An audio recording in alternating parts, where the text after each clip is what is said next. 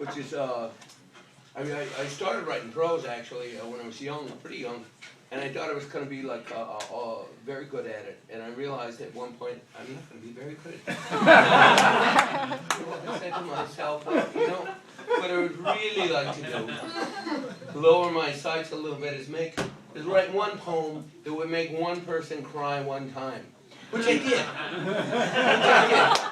I wrote it. I couldn't sleep. I paced up and down in the bathroom for, you know, oh my God, I wrote it. You know.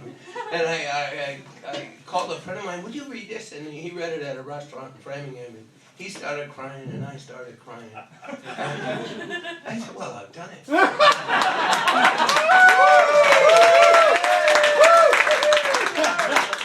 So, that was like about 30 years ago. I'm not trying to be funny. Go figure. At any rate, so my brother called me up and from Austria, and his first wife, he's on his third wife now, but his first wife is dying actually, and he was with her. And I said, you know, I think I wrote a poem about her.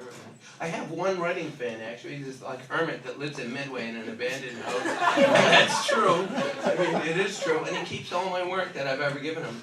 You know, and I don't have it anymore. You know, it's 30 years old. It's gone. I called him up. I said, hey, you want to have this poem, would you? And he said, yeah. So he read it to me over the phone.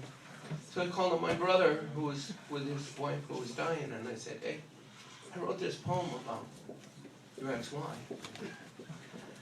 I read it to him one line at a time so he could copy it, and I heard him crying. And it goes like this.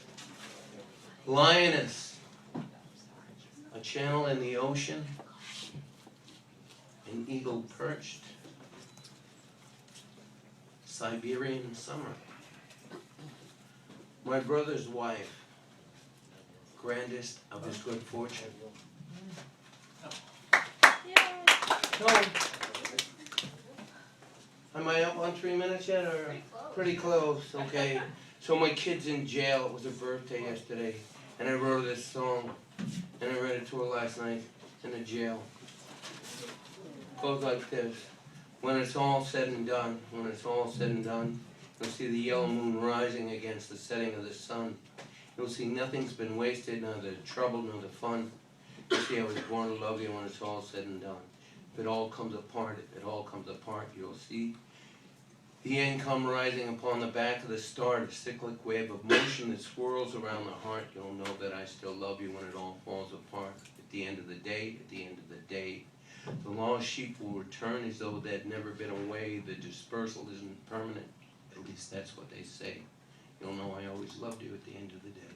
Cheap rock.